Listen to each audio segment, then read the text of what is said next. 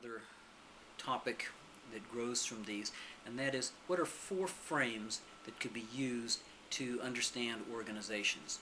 And the four frames are structural, a human resource, a political one, and a symbolic one. I'll take them one at a time, and in each one I want to talk about how they can help understand an organization. In the structural frame, we look at the organization and say, oh, this is like a factory, or this is like a machine. So leaders who are working in the structural frame, and that would include most executives in religious, political, and nonprofit sectors, will say, yes, we need to set this up. We need to have an efficient flow of resources, from financial inputs to hiring the right people to getting the right rules and regulations and processes in there.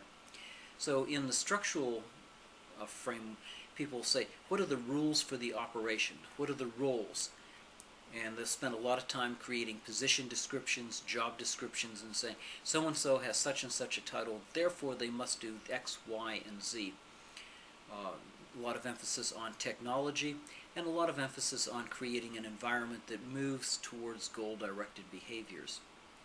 The image of leadership then is that of the social architect, the person who's going to create this assembly line in the sky, which will seek out new converts, which will seek out new members, which will seek out new ways to serve, which will seek out new ways to deliver public services.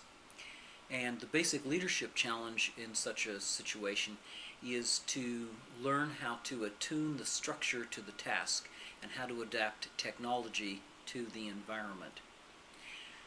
A second way of framing an organization is to see it as a human resources activity.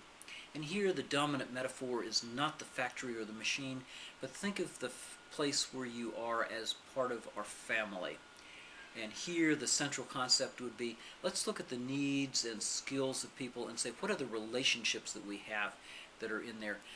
We see a lot of this in Jim Collins. Jim Collins, in his book Good to Great, says, first get the right people on the bus and get the wrong people off the bus.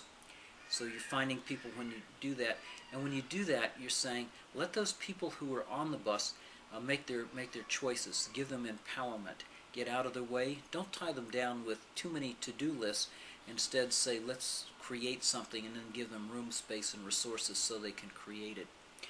In other words, in the human resource framing, people are looking at how can we align organizational needs and human needs and weave it together. The third approach is the political approach. And the political approach goes like this. It's a jungle out there. It's war of everybody against everybody. As Thomas Hobbes said, life is nasty, brutish, and short. Everybody's at war with everyone else. There's risk everywhere we go. People who work in a political metaphor often use jungle language or war language. Say, we've got to meet the enemy, we've got to meet the opposition, we've got to beat them to the attack. These are many times metaphors from people who use sports metaphors like football or basketball in terms of their leadership style. So you're emphasizing power, you're emphasizing conflict, you're emphasizing competition, and you're emphasizing the organizational politics. Well, we need to get our team lined up so that we're ready to go, and as soon as we get the permission, we're going to step out quickly, rapidly, and implement this. Here you have an approach based on advocacy for your team, your product, and what you are doing. And leaders using the political metaphor will spend a lot of time developing an agenda and solidifying and consolidating a power base to protect them. The fourth of our approaches is a symbolic approach, and this says life is a giant stage. Life is a giant theater. And here people will often use the tools and techniques from cultural anthropology of looking at tribes, tribalism, and the symbols and motifs and totems of tribes to bring something together. This is the approach, and you may hear somebody say something like, we're going to write a new chapter in our organization's history. That's an example of the symbolic approach. And these people will build and talk about building a culture, an organizational culture, a corporate culture, a culture of service, a culture of servant leaderhood that can come in here. And they will emphasize ritual and ceremony And most of all, they're going to tell stories. The stories will, this is a hero, and this is what that hero did, and this is what we should do to do that. The heroes then are used to illustrate actions and guides for everybody within the organization. So the heroes will be lifted up, and the point of the story, the metaphor, and the hero is to inspire and motivate. So leadership here is about creating faith, creating beauty, and creating meaning. So to summarize, we have 4 frames for organization: structural, human resource, political, and symbolic. One of the things that we want to do now is to think about which one is best for you. And as I went through the brief descriptions, at some point you said, yeah, I like this, or probably you were thinking, I don't like that. Now here's the secret of successful leaders. Successful leaders are not wedded to any one of the 4 frames.